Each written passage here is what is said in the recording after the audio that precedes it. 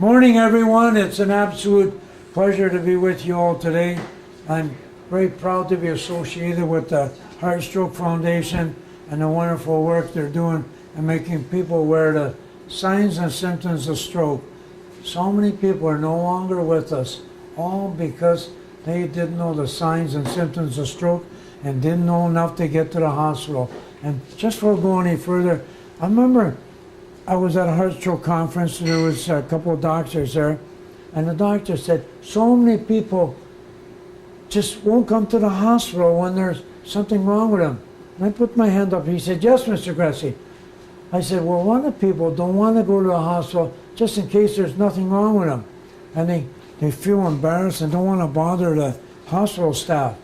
The one doctor said, Mr. Gretzky, I would much rather tell someone there's nothing wrong with you, go home, get some rest, you'll be okay tomorrow, rather than say to someone, why didn't you come an hour ago? Because you're not going to live to see the next hour.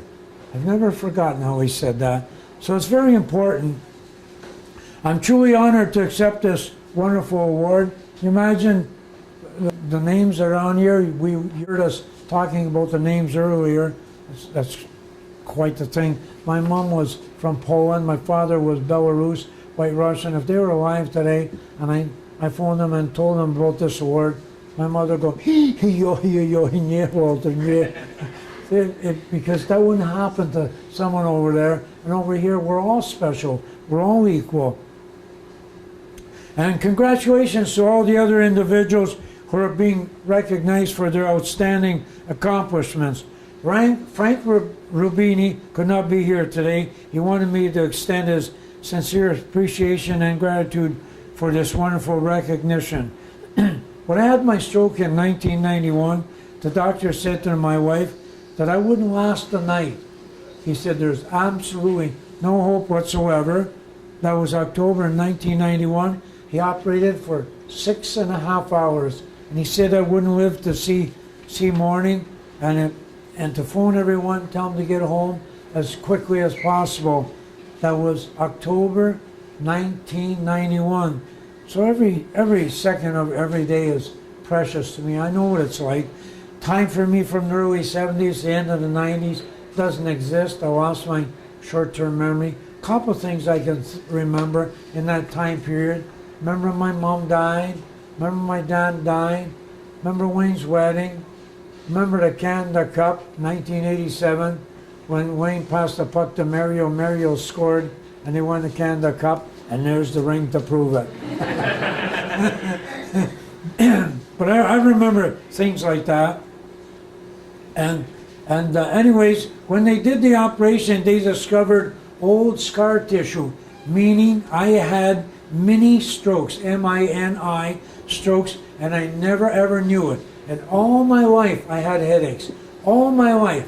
And I would have headaches if I had breakfast, didn't have lunch, supper till 8, 9 o'clock at night, too late. I'd sleep in a lazy boy chair, bang, bang, right here.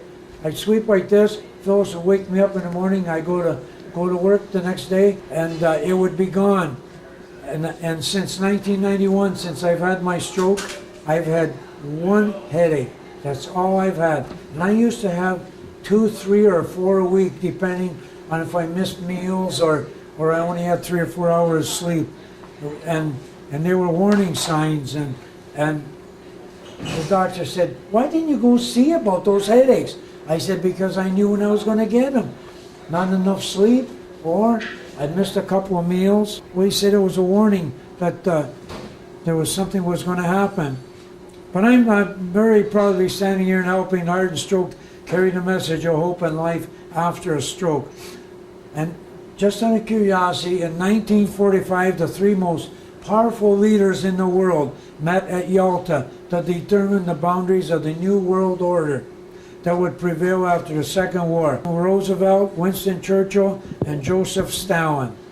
Their doctors were worried, with good reason. Each of those world leaders was suffering from high blood pressure. Roosevelt, Stalin, and Churchill. And listen to this, most of you aren't aware of it.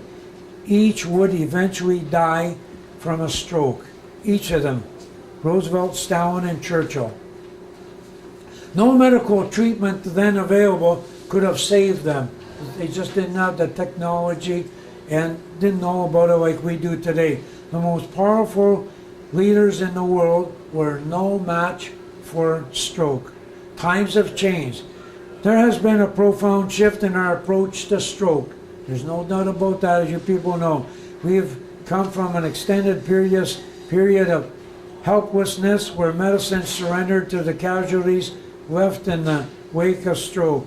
We have now entered into an era in which there is new realization that we can beat stroke. Our understanding of stroke has been reshaped and redefined, and I'm an example of it. I wasn't supposed to live the night, and here I am. I don't have a good memory.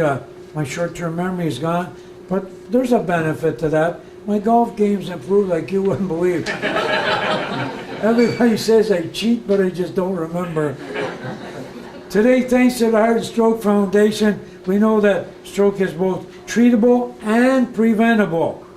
People can and do recover from stroke, and as like I said, look at me. I wasn't supposed to live the night.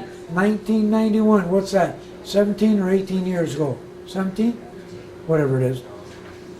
And here I am. And thanks to the wonderful help of the Heart and Stroke Foundation, there are life-saving medical treatments that may help save your life, but only if you get to the hospital right away, because they got a drug called TPA developed in 1996 that will dissolve a blood clot, but you only have 3 hours to get that drug after the first sign and symptom of a stroke.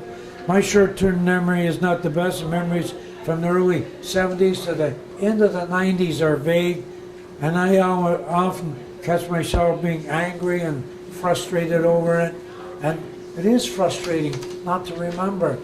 Like if you said to me, hurry up, tell me where you were last night at 6 o'clock. I have no idea, I can't remember. I don't even know where I was yesterday. I think I was at a golf tournament, but I'm not sure. But you know, many people are unable to say they are survivors, and I'm one of them.